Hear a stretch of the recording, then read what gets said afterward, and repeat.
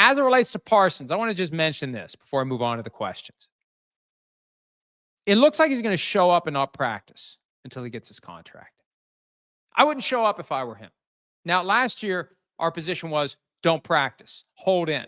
You're only making $3 million and you play a position that entails injury. And remember, he had a high ankle sprain last year and missed some time.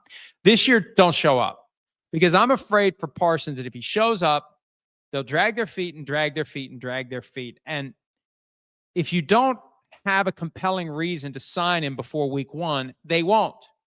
If he holds out, it's compelling. Ezekiel Elliott held out 6 years ago. Got to get the deal done before week 1. CeeDee Lamb held out last year. Got to get the deal done before week 1. Dak Prescott didn't hold out last year, but the reason they had to get his deal done, once the season started, his attitude is, hey, I get through this season, I'm going to be a free agent next year. Oh, and I'm leaving behind a massive cap charge. You better redo this deal so you're not completely and totally hamstrung by my contract next year, by what's left of my contract, and I'm not here anymore, and I'm gone. That was the leverage to get the deal done. I remember it all broke the morning of the regular season opener against the Browns. If Parsons shows up, this is the Roquan Smith scenario. When Roquan Smith held in with the Bears several years ago, if you don't get a deal done by the time the start of the season rolls around, there's a point where you got to go to work. You got to put your helmet on and go practice and get ready to play. That's the problem with the deliberate and conscious hold-in. The team has the leverage because under the CBA, once you show up, it's a lot harder to leave. It's better to never show up than to show up and try to walk out. That's not good. And that ultimately results in the player being shut down for the entire season. If the team wants to play hardball, the player is shut down for the full season and can't play for anyone if he leaves and doesn't come back. Better to not show up. If you don't show up, you got all the way until week 10 to show up, and you can still play to finish out the season.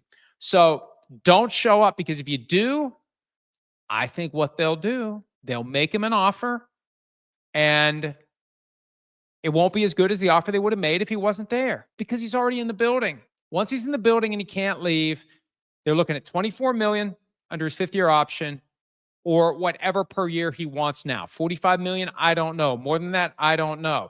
But whatever they offer, if he's there, it's going to be less than if he's not there. It's better to be not there. And I know it's not my money that would be lost in daily fines. It's waivable because he's under his rookie contract. It's not my money that would be lost in game checks for each preseason game he misses at $1.33 million. I know it's not my money, but you got to look at the bigger picture here and what he's trying to do. They're never going to give you what you deserve if you show up. I firmly believe that. And they'll kick the can all the way through until next year. They'll pay you $24 million this year, and they'll deal with it next year under the franchise tag. That's what they do. We have to learn from what they've done.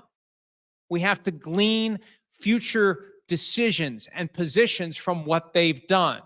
And I think if he holds in, unless he's willing to take their best offer, which won't be as good as what it would be if he held out, they're going to squat on him with the fifth-year option of $24 million, and then next year we'll see the franchise tag. And they'll either do a deal in lieu of the tag, or they'll let him play out a year under the tag, like they did with Dak Prescott. And then after that, who knows? You know, there's this lingering sense that at some level the Cowboys view Micah Parsons as more trouble than he's worth, which is ludicrous because of his talent level. You tolerate the podcast. You tolerate whatever it is you don't like. You tolerate it.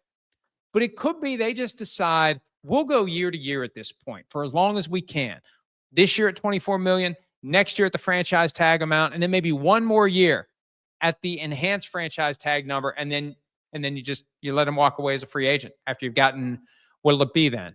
7 years out of him. I don't know. I know this. If Parsons wants what he deserves, holding in is not going to get it. Holding out is what he needs to do. Hi, it's Mike Florio. Thanks for watching PFT on YouTube. Hit subscribe for the latest news and analysis from Pro Football Talk.